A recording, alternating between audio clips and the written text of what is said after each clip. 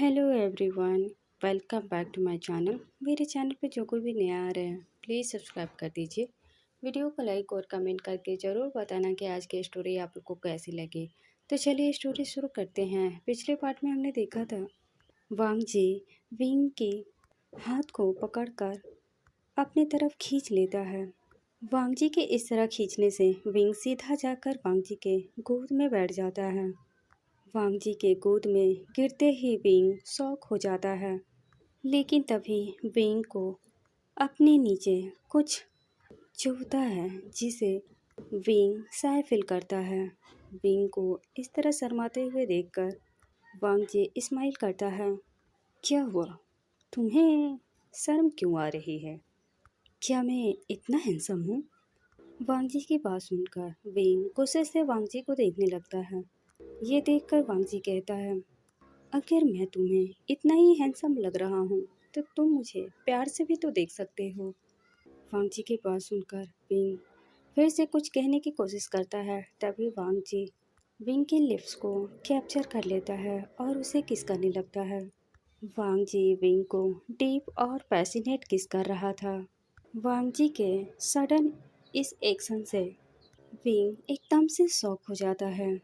Wing को कुछ भी समझ नहीं आ रहा था कि वो क्या करे, लेकिन फिर भी विंग वांग जी को खुद से दूर करने की कोशिश कर रहा था।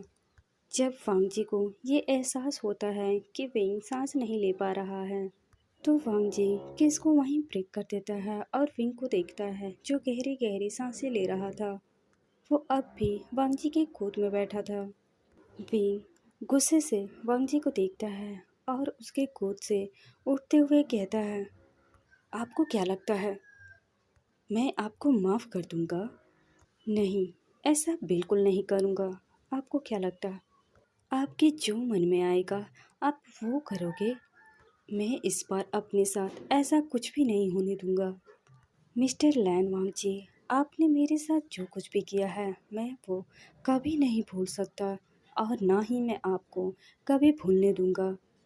उस नाइट आपने मेरी बॉडी को ही नहीं बल्कि मेरी सोल को भी अंदर से तोड़ दिया।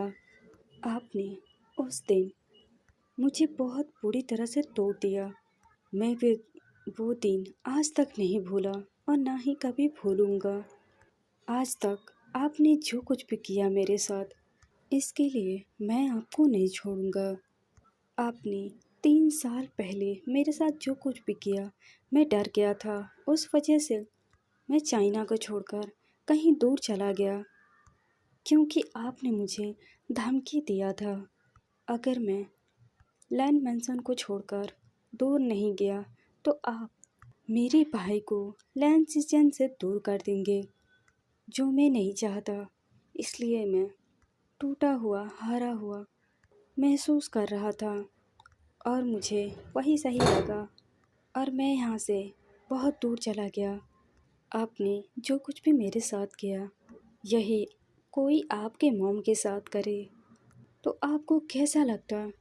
जैसे ही वांग जी विंग के मुंह से ऐसे वर्ड सुनता है, वो गुस्से से अपनी जगह से उठता है और विंग पर हाथ उठाने के लिए आगे बढ़ता है, लेकिन तभी वो अपने हाथ को हवा में रोक देता है।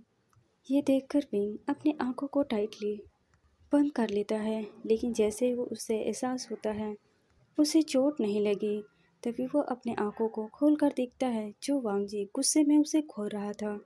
ऐसा लग रहा था वो अब भी विंग को मार डालेगा। विंग वांग जी को देखता है और कहता है, क्या हुआ? सुनकर आपको बुरा लग रहा है? सोचिए, जब मैंने आपको आपके मॉम के बारे में कहा, आपको इतनी तकलीफ हुई, फिर आप ये कैसे भूल गए मैं भी एक ओमेगा था और मैं भी किसी का इज्जत था जो आपने तार तार कर दिए। आपने मेरे साथ जो कुछ भी किया मैं नहीं भूल सकता। प्लीज़, मैं आपसे रिक्वेस्ट करता हूँ, आप मुझसे दूर रहिए। आप मुझे मजबूर मत कीजिए।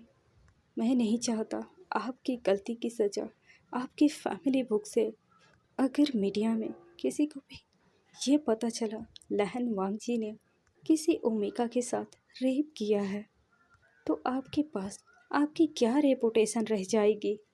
इसलिए आप नहीं चाहते मैं आपके खिलाफ कोई कंप्लेन करूं। प्लीज़ आप मुझसे दूर रहिए। ये बोलकर वांगजी विंग वहाँ से जाने लगता है। तभी वांगजी विंग के हाथ पकड़कर खींच लेता है और कहता है, विंग आई एम सॉरी। मैंने तुम्हारे साथ जो कुछ भी किया मैं मानता हूँ वो सब गलत था। मुझे वो सब नहीं करना चाहिए था, पर मैं भी क्या करता। मैं उस वक्त ड्रग्स के नशे में था। मुझे ड्रग्स दिया गया था जिस वजह से मैं तुम्हारे साथ वो सब कर दिया। विंग अगर मैं होश में होता तो मैं तुम्हें कभी उस तरह से, तुम्हें पता है विंग, तुम जब पहली बार मेरे घर आए थे तब से मैं तुम्हें अपना छोटा भाई मानता था।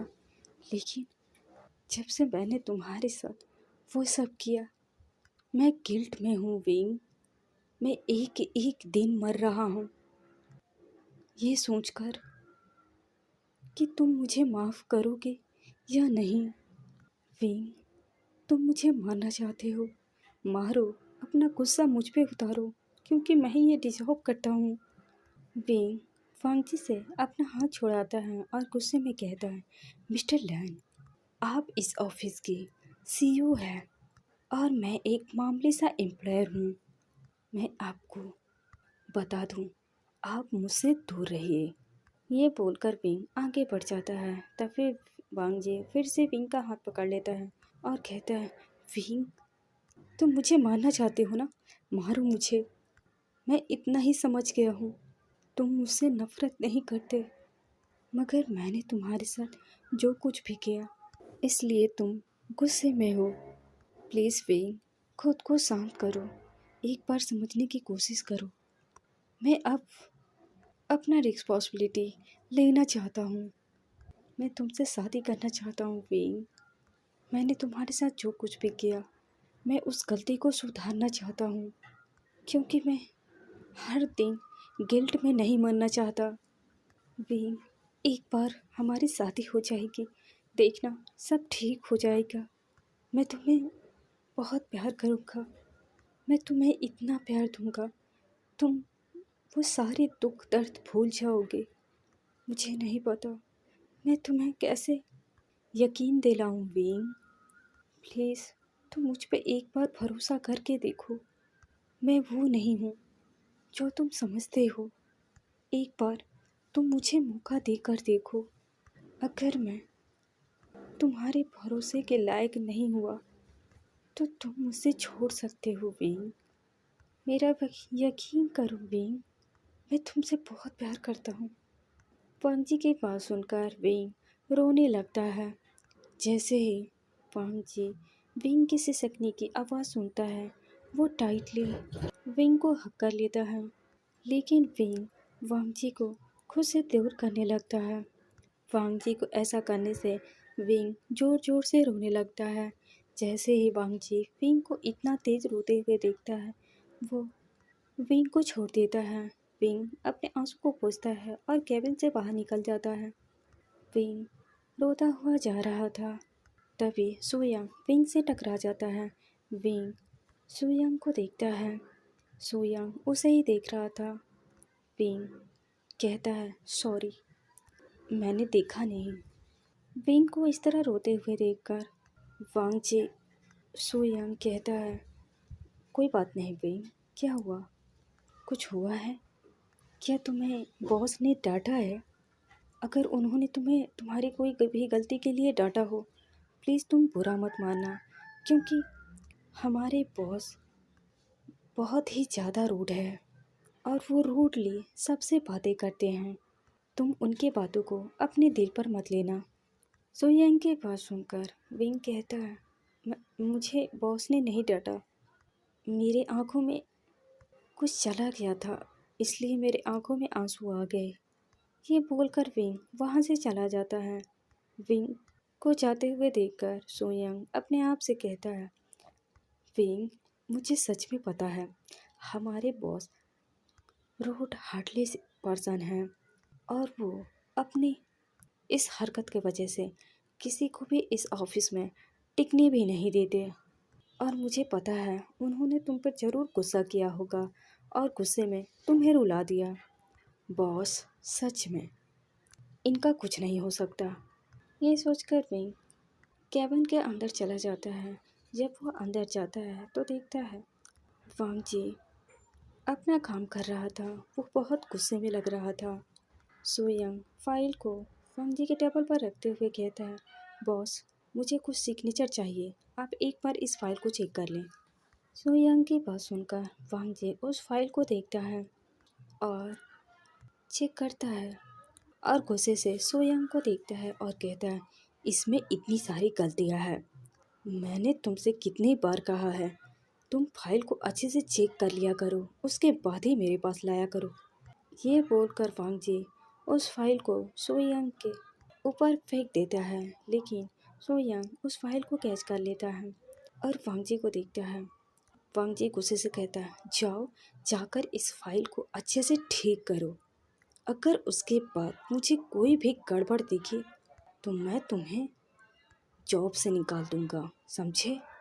वांग जी को इस तरह गुस्से में देखकर सोयंग को वहाँ से जाना ही सही लगा, क्योंकि वो 1 मिनट और रुकता तो शायद वांग जी उसे ऑफिस से निकालकर बाहर फेंक देता। ये सोचकर सोयंग ऑफिस से चला जाता है, कैबिन से चला जाता है। वहीं विंग अपनी कैबिन में जाकर रोने लगता है। विंग अपने आप से रोते हुए कहता है, क्यों क्यों आप मेरी लाइफ में वापस आना चाहते हो? क्यों आप मुझे अकेला छोड़ दो? क्यों नहीं चाहते मैं आपसे दूर रहूं? आप मुझे अकेला क्यों नहीं छोड़ देते? मैं आपके लाइफ में वापस नहीं आना चाहता, क्योंकि मैं आपसे प्यार नहीं करता। मैं आपसे नफरत करता हूँ, नफरत करता हूँ आपसे। आपने मेरे साथ जो कुछ भी किया, आपने मुझे गंदा कर दिया, मेरे ही नज़रों में मुझे गिरा दिया। क्यों किया आपने मेरे साथ ऐसा? क्यों किया? आपने मेरे वजूद को तोड़ दिया। अगर आपको ये सब करना ही था तो आप किसी भी ओमेगा के साथ कर सकते थे, मेरे ही साथ क्यों? क्यों किया आपने मेरे साथ? क्यों आप मेरी लाइफ में वापस आना चाहते हैं? मैं नहीं चाहता।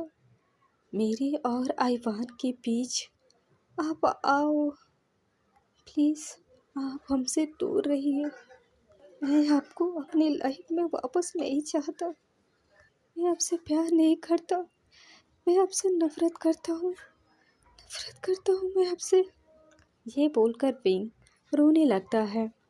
केविन में आज वांग ने विंग के साथ जो कुछ भी किया, विंग उसे याद करके जोर जोर से रोने लगता है। वहीं वांग अपने केबिन में बैठा था। उसने विंग के साथ जो कुछ भी किया और विंग ने उसे जो कुछ भी कहा, वांग उसे याद करके बहुत गुस्से में था, क्योंकि वांग को खुद पर ही गुस्सा आ रहा था, क्योंकि विंग की आंखों में वांग अपने लिए नफरत नहीं देख पा रहा था।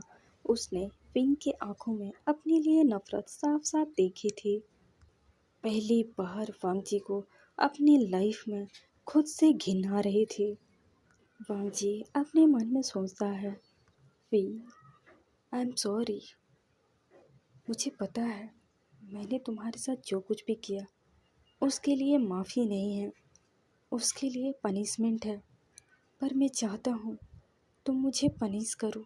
मैंने तुम्हारे साथ जो कुछ भी किया वो गलत था, पर मेरा यकीन करो विंग, मैं गिल्ट में हूँ और मैं चाहता हूँ तुम मुझे माफ़ कर दो, पर आसानी से नहीं। मैं ये नहीं चाहता हूँ तुम मुझे उस रात के लिए माफ़ कर दो, तुम मुझे उस चीज़ के लिए माफ़ कर दो जो मैंने तुम्हारे साथ किया। मैं चाहता हूँ विंग, तुम मुझे उसके लिए माफ़ करो जो मैं तुम्हें इतनी सालों से नहीं ढूंढ पाया। तभी वांग के फ़ोन बजने लगते हैं। वांग जी अपने फ़ोन को देखता है और अपने गुस्से को शांत करने लगता है। गुस्से काफ़ी देर बाद वो कॉल को अटेंड करता है। तभी फ़ोन के दूसरे साइड से एक लेडी की आवाज़ सुनाई देती है। वो लेडी कोई और नहीं, वांग जी की मॉम लैन हुआ थी। मैडम लैन कहती है, वांग जी तुम कैसे हो माई सन? वांग जी कहता है, मैं ठीक हूँ मॉम। आप और डैड कैसे हो? वांग जी की बात सुनकर मैडम लैन चिढ़ते हुए कहती है, तुम्हें तो पता है ना तुम्हारे डैड कितने बोरिंग हैं। हमें यहाँ आए हुए 1 मंथ हो गई है, पर उन्होंने मुझे कभी बाहर लेकर घुमाने के लिए लेकर नहीं गए। जब देखो काम काम काम काम। मैडम लैन की बात सुनकर उनके बगल में बैठे मिस्टर लैन घूर कर मैडम लैन को देखते हैं।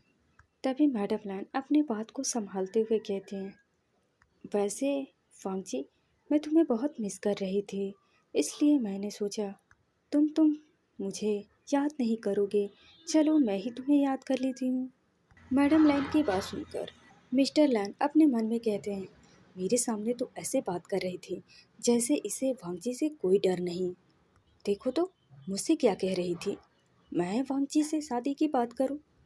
वो चाहती थी मैं वांग जी से शादी की बात करूं, और देखो तो खुद कह रही हैं ऐसे ही फ़ोन किया है।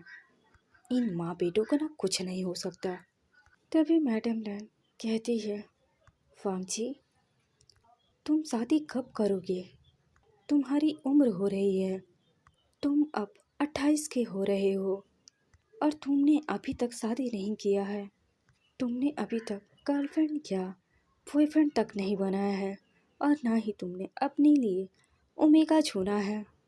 जब तुमने खुद नहीं चुना है तो हमारी पसंद से शादी क्यों नहीं कर लेते? तुमने अभी तक किसी भी ओमेगास के साथ डेट भी नहीं किया है और ना ही तुम्हारी कोई गर्लफ्रेंड है, और तुम शादी की बात सुनकर तुम मेरे कॉल भी अटेंड नहीं करते। मैं जब भी तुम्हारी डेट फिक्स करती हूँ तुम गुस्सा करते हो। मैं जब भी तुम्हारी शादी की बात करती हूँ तब भी तुम गुस्सा करते हो। देखो वांग जी हम तुम्हारे मॉम डैड हैं, हम तुम्हारे लिए बुरा नहीं चाहते। हम चाहते हैं तुम्हारी भी कोई फैमिली हो जैसे सिचन की है। तुम बस एक बार शादी कर लो, उसके बाद तुम्हें प्यार हो जाएगा। तुमने कभी सिचन को देखा है? उसका एक बेटा भी है जो अभी 2.5 साल का है, 2.5 या 3 साल का है, और तुम्हारा कोई बेबी भी नहीं है। तुम शादी क्यों नहीं कर लेते?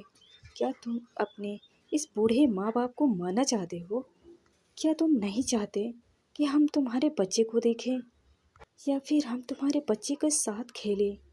ये बोलकर मैडम लैन मिस्टर लैन की तरफ देखती हैं और आंखों से इशारा करती हैं।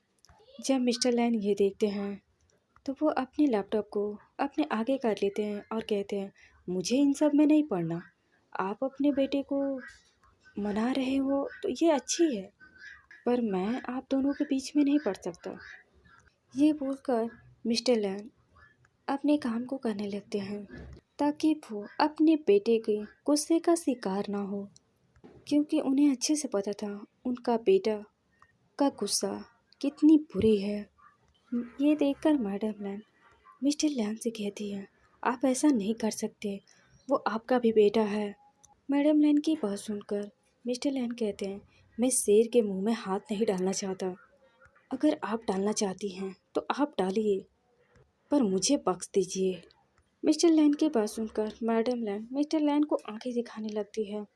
तो मैडम मिस्टर लैन एक गहरी सांस लेते हैं और कहते हैं, क्या ज़माना है, बेटे को बाप से डरना चाहिए तो बाप बेटे से डर रहा है, और वाइफ को अपने हस्बैंड से डरना चाहिए तो यहाँ उल्टा ही है, हस्बैंड अपने वाइफ से डर रहा है। मिस्टर लैन की बात सुनकर मैडम लैन कहती है, वो आप पर ही गया है। पहले तो मैं अपने हस्बैंड से परेशान रहती थी, अब तो अपने बेटे से परेशान रहने लगी हूँ। दोनों मिलकर ही मुझे बहुत परेशान करते हैं। मैडम लैन की बात सुनकर मिस्टर लैन कहते हैं मैं एक बिजनेसमैन हूँ और मुझसे सारे लोग डरते हैं और मेरे घर में ना ही मुझसे मेरा बेटा डरता है और ना ही मेरी वाइफ डरती है। इन दोनों से अच्छा तो मेरा सीजन है जो हर वक्त मेरा ही बात मानता है। चाहे कुछ भी हो जाए वो मेरी तरफ ही रहता है। सीजन, मैं तुम्हें बहुत मिस कर रहा हूँ। इन दोनों को इस तरह लड़ते हुए देखकर वांगजी गुस्से से कहता है, पहले मुझे ये बताइए आपने मुझे कॉल क्यों किया है।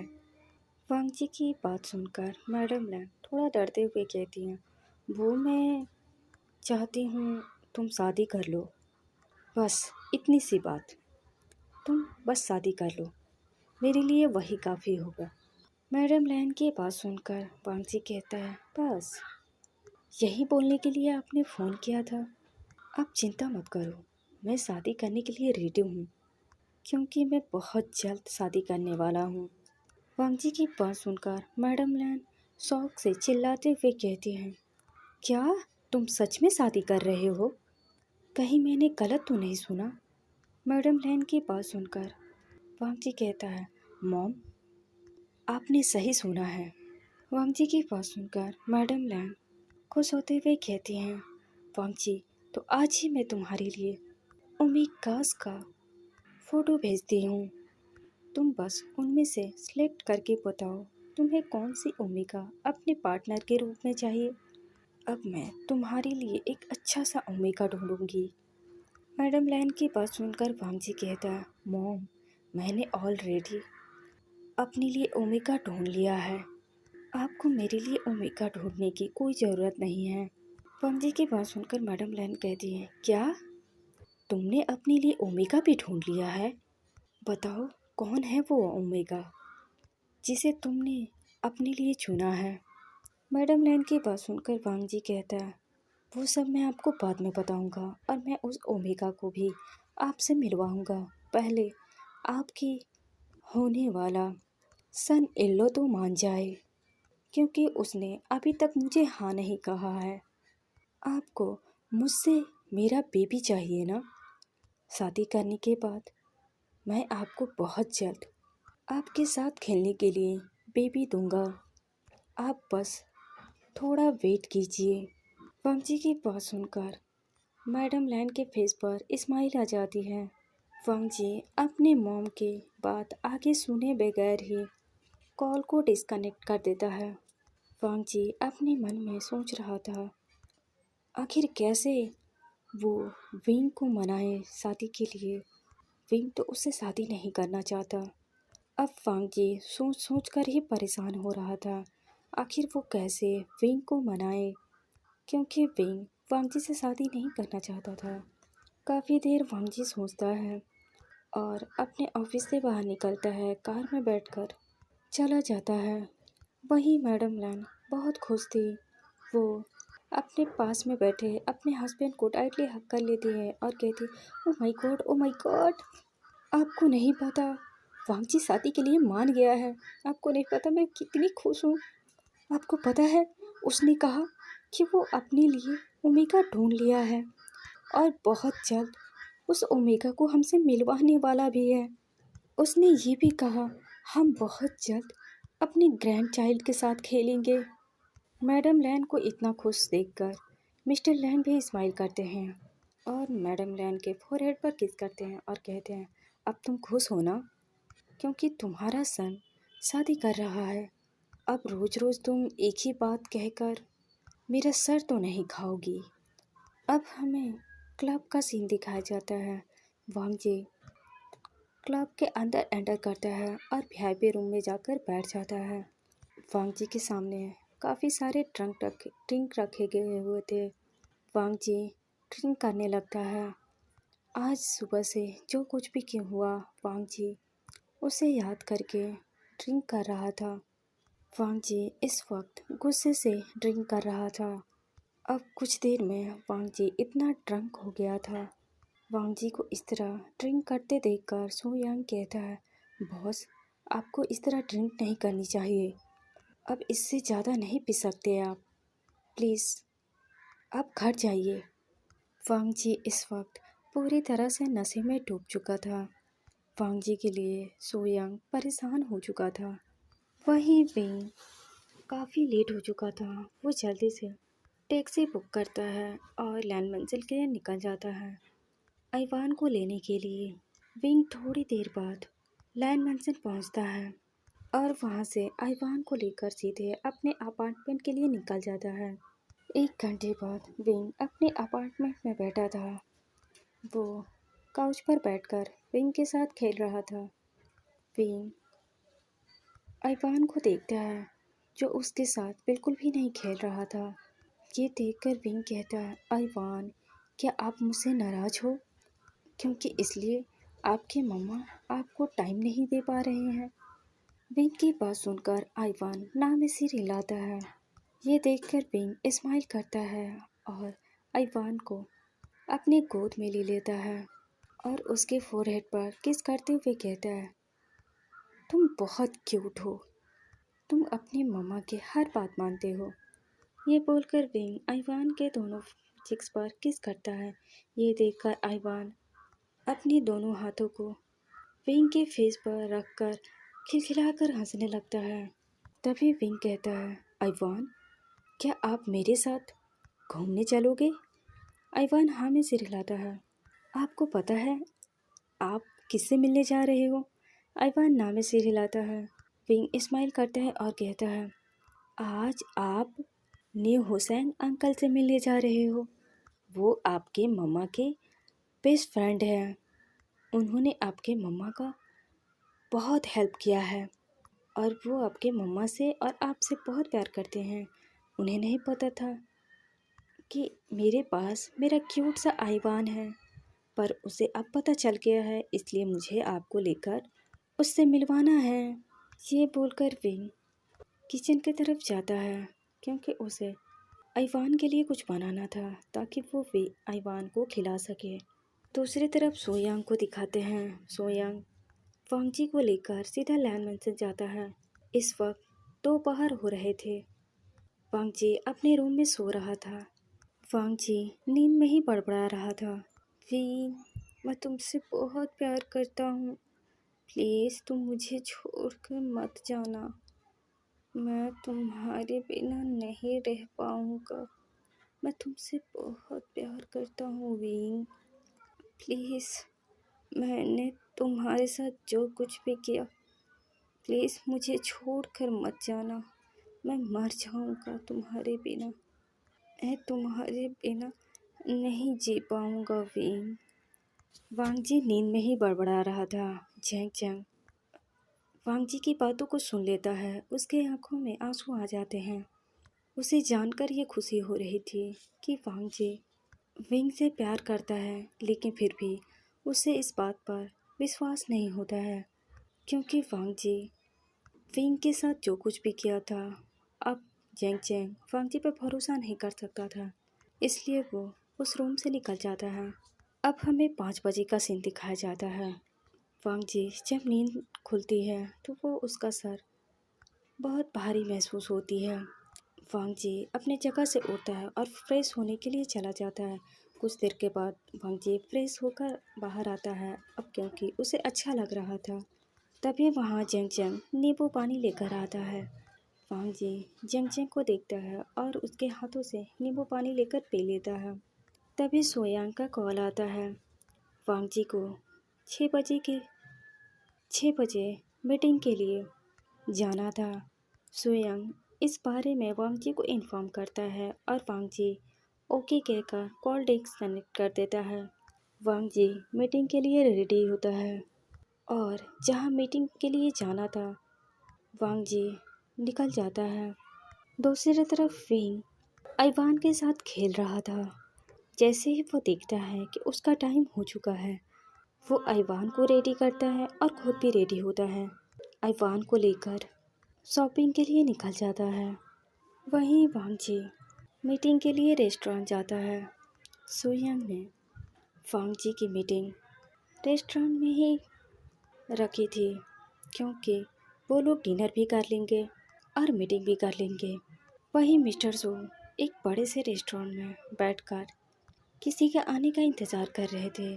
मिस्टर सू के साथ उनकी बेटी भी थी। वो कहती है, डैड, मिस्टर लैन कब आने वाले हैं?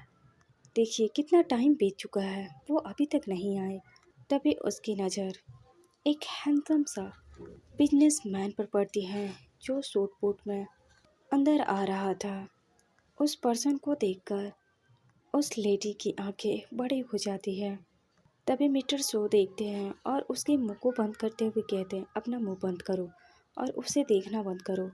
मैं चाहता हूँ उसे तुम देखो ही नहीं बल्कि उसे सेड्यूस करो ताकि वो हमारा प्रोजेक्ट के लिए मान जाए।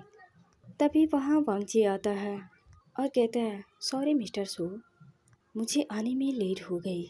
तभी वो लेडी अपनी जगह से उठती है और कहती, कोई बात नहीं मिस्टर लैन, आप बैठिए ना, खड़े क्यों हैं? वांगजी अपनी जगह को देखता है और बैठ जाता है। वांगजी कहता है, मिस्टर सू, तो चलिए हम अपने काम को शुरू करते हैं। वांगजी बिना देर किए फाइल को चेक करने लगता है। तभी मिस्टर सू कहते हैं, मिस्टर लैन, इनसे मिलिए, ये मेरी डॉटर है, इसका नाम लूसी है और ये अभी अभी बिजनेस में कदम रखा है। वांगजी मिस्टर सू की तरफ बिना देखे कहते हैं, पहले हम काम की बातें करें। वांगजी के इस तरह की आवाज़ सुनकर लूसी डर जाती है और अपने डैड को देखने लगती है। मिस्टर सू अपने आंखों से इशारा करते हैं जिससे वो शांत हो जाती है। तभी मिस्टर सू कहते हैं, इस प्रोजेक्ट से मेरे और आपके कंपनी को काफ़ी सारे फ़ायदे होंगे। तभी लूसी कहती है, मिस्टर लैन, आपको इससे कोई भी प्रॉब्लम नहीं होगी। हम चाहते हैं हर साल की तरह आप इस साल भी हमारा प्रोजेक्ट पर इन्वेस्ट करें। वांगजी फाइल में सारी डिटेल देख चुका था। उसे उसे ये डिज़ाइन पसंद आई। दूसरी तरफ हम विंग को दिखाते हैं। विंग भी उसी रेस्टोरेंट में पहुंच चुका था आइवान के साथ, क्योंकि सोया ने हुसैन विंग का आने का वेट कर रहा था। विंग बेबी को लेकर नी हुसैन के पास जाता है और कहता है, सॉरी नी हुसैन, मैं आने में लेट हो गया। नी हुसैन गुस्से से देखता है और कहता है, मैं तुम्हारा कब से वेट कर रहा हूँ और तुम अब आ रहे हो।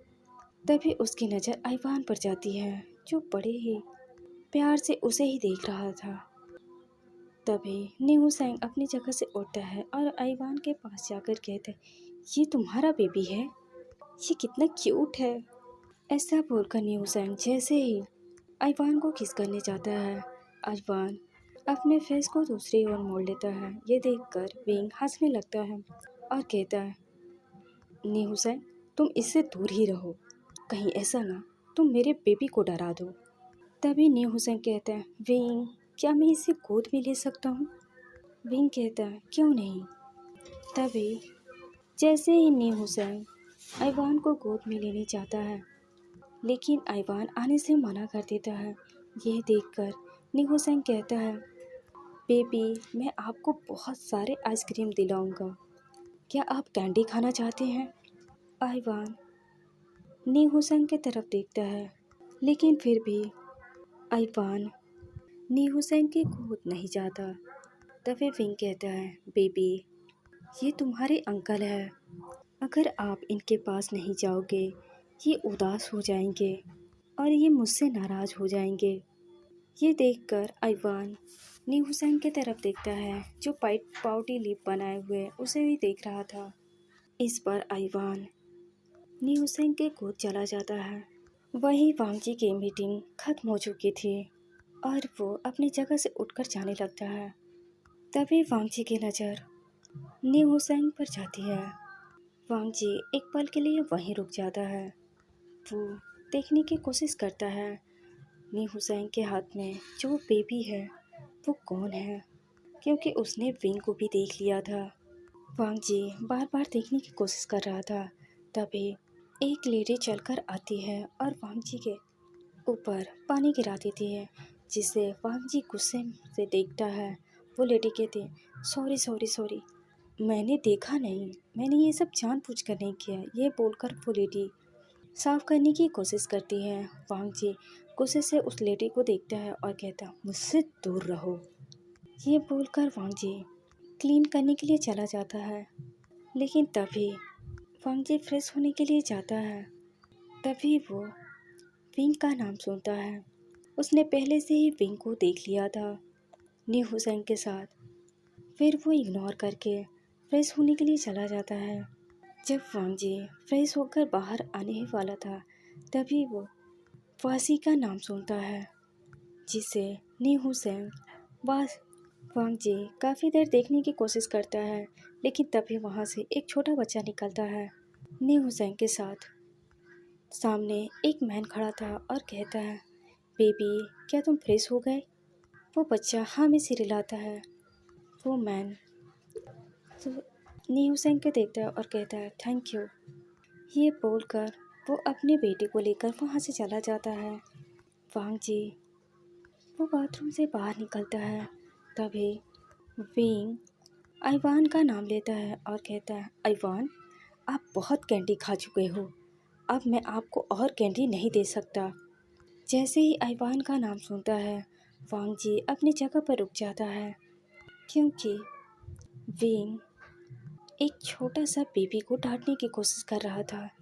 तभी नी हुसैन गुस्से से कहता है, विंग तुम इस तरह बेबी को नहीं डांट सकते। वो तुम्हारा बेबी है, इसका मतलब ये तो नहीं तुम उसे डांटोगे। जैसे ही वांग जी नी हुसैन के मुंह से विंग का बेबी सुनता है, वांग जी के पैर लड़खड़ा जाते हैं। वो एक नज़र उन तीनों को देखता है। वांग जी कहता है, नहीं, आइवान विंग का बेबी है। मैं जिसे इतने दिनों से खिला रहा था, उसे अपनी गोद में लिए इधर उधर घूम रहा था, वो विंग का बेबी है। इसका मतलब जेंग जेंग पहले से जानता था। विंग वापस लौट चुका है। नहीं, ऐसा नहीं हो सकता। मेरा विंग सिर्फ मेरा है, वो मुझे कभी धोखा नहीं दे सकता। तभी आइवान रोने लगता है। ये देखकर विंग चुप कराने की कोशिश करता है, लेकिन आइवान चुप नहीं होता। नी हुसैन गुस्से से कहता है, रुला दिया ना तुमने बेबी को, अब इसे तुम ही चुप कराओ। तभी विंग चिढ़ते हुए कहता है, ये सब तुम्हारी वजह से हुआ है। ये बोलकर विंग किनारा में जाता है और अपने शर्ट के 2 बटन खोलता है और वो दूसरी ओर मुड़ जाता है। आइवान जैसे ही विंग के 2 बटन खुले हुए देखता है, उसकी ब्रेस्ट को फिट करने लगता है। वांग जी उसी ओर था, लेकिन विंग ने वांग जी को नहीं देखा। उसने चारों तरफ देखा, लेकिन उसे वांग जी नहीं दिखाई दिया। लेकिन वांग जी ये सारे नज़ारा देख रहा था। उसे यकीन नहीं हो रहा था, आइवान विंग का बेबी है। एक पल के लिए वांग जी को ये लग रहा था, आइवान शायद किसी और का बेबी है, लेकिन जो अपने सामने देख रहा था, उसे यही लग रहा था, आइवान विंग का ही बेबी है। वांग जी की आंखें नम थी और उससे आंखों से लगातार आंसू बह रहे थे, क्योंकि वो विंग से इतने सालों से प्यार करता आ रहा था और उसे कभी ये पता ही नहीं चला। विंग का मैरिड हो चुका है, उसका अपना बेबी है, और वो विंग के साथ सपने सजाने की कोशिश कर रहा था। अब वांग जी बहुत बुरी तरह से टूट चुका था। वो जल्दी से उस रेस्टोरेंट से बाहर निकल जाता है और अपनी कार में जाकर बैठ जाता है और गुस्से से ड्राइवर को देखता है और कहता है, तुम टैक्सी बुक करके चले जाना। ये बोलकर वांग जी कार को लेकर वहाँ से चला जाता है। वांग जी इस वक्त इतना फास्ट कार ड्राइव कर रहा था, उसके आंखों से लगातार आंसू बह रहे थे। वो रो रहा था।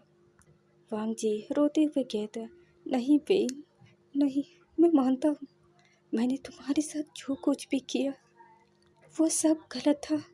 इससे ये तो नहीं तुम किसी और से शादी कर लो, और तुमने ऐसा क्यों किया बेन? ऐसा क्यों किया? तुमने मेरे अलावा किसी और को टच क्यों करने दिया? वांग जी को इस वक्त बहुत गुस्सा आ रहा था और उतना ही रोना आ रहा था, क्योंकि वांग जी की दिल हजारों टुकड़े में टूट चुके थे। वो इतने दिनों से ये सोचता आ रहा था कि वो विंग से शादी करेगा। लेकिन जब उसने देखा कि विंग का ऑलरेडी पहले से ही एक बेबी है, वो बुरी तरह से टूट गया। उसे कुछ भी समझ नहीं आ रहा था कि वो क्या करे। वांग जी इतना फास्ट कार ड्राइव कर रहा था। वांग जी रोते हुए कहते, आई एम सॉरी विंग, अगर मैं इन सालों में तुम्हें ढूंढ पाया होता तो तुम्हारा किसी और से शादी नहीं होता। तुम मेरे होते विंग, तुम मेरे होते, अब मैं जीना नहीं चाहता। ये सोचकर भी वांग जी और भी फास्ट कार ड्राइव करने लगता है। तभी सामने से एक कार आ रही थी। वांग जी शायद उस कार को नहीं देखता, लेकिन तभी वो कार वांग जी के कार को हिट कर देती है। वांग जी की कार इतनी फास्ट थी जब वो कार जाकर एक पेड़ से टकरा जाती है। वांग जी को इतनी बुरी तरह से चोट लगी थी। वांग जी के सर से खून निकल रहा था। वांग जी के मौत से भी खून निकल रहा था। वांग जी इस वक्त बहुत बुरी कंडीशन में था। वांग जी की आंखें बंद थी। वहीं सोयांग बॉडीगार्ड के साथ वांग जी की कार का पीछा कर रहा था। वो जैसे ही उस कार का एक्सीडेंट देखता है, वो जल्दी से बाहर आता है और वांग जी को निकालने की कोशिश करता है। सोयांग के आंखों में आंसू थे, क्योंकि वांग जी एक बॉस ही नहीं, उसका दोस्त भी था। अगर ड्राइवर वांग सोयांग को इन्फॉर्म नहीं करता तो शायद उसे कुछ भी नहीं पता होता, क्योंकि जब ड्राइवर ने वांग जी को इतने गुस्से में कार चलाते हुए देखा तो उसने सोयांग को कॉल किया और उसने सब बता दिया। सोयांग गार्ड के साथ कार का पीछा करने को कहता है, लेकिन तभी उसने देखा एक कार सामने पड़ी हुई है। वो जल्दी से आकर वांग जी को उठाता है और हॉस्पिटल लेकर जाता है। वांग जी खून से लथपथ बेहोश पड़ा हुआ था। सोयांग वांग जी की ऐसी हालत देखकर रो रहा था। वांग जी को लेकर जल्दी से ऑपरेशन रूम में जाते हैं। ऑपरेशन थिएटर में वांग जी का ट्रीटमेंट चल रहा था। अब तक जेंग जेंग को इस बारे में भी इन्फॉर्म कर चुके थे। जेंग जेंग हॉस्पिटल पहुंच चुका था। वो ऑपरेशन थिएटर के बाहर इधर से उधर घूम रहा था। उसके आंखों में आंसू थे। जेंग जेंग जल्दी से लैन सिचिन के पास कॉल करता है, क्योंकि वो बहुत बड़े डॉक्टर थे, लेकिन वो अभी कंट्री से बाहर थे। लेकिन उनका फ़ोन नहीं लग रहा था। जेंग जेंग बहुत परेशान था। उसके आंखों में आंसू थे। उसे कुछ भी समझ नहीं आ रहा था कि वो क्या करे। जेंग जेंग सोयांग को देखता है और कहता है, ये सब कैसे हुआ। तभी सोयांग कहता है, मुझे नहीं पता, मुझे बस इतना पता है, मुझे ड्राइवर ने कॉल किया था। उसने कहा वांग जी बहुत गुस्से में है और वो कार खुद ड्राइव करके कहीं चला गया। इसलिए मैंने गार्ड के साथ उसकी कार के पीछा की। मैंने देखा कि उसकी कार की एक्सीडेंट हो गई है और मैं जल्दी से उसे लेकर हॉस्पिटल आया। मुझे इससे ज़्यादा कुछ नहीं पता। जेंग जेंग इतना परेशान हो चुका था, उसे कुछ भी समझ नहीं आ रहा था। तो चलिए गाइस, मैं इस स्टोरी को यहीं रोकती हूँ। आप लोगों को स्टोरी जैसा भी लगे, प्लीज़ आप लोग कमेंट पे ज़रूर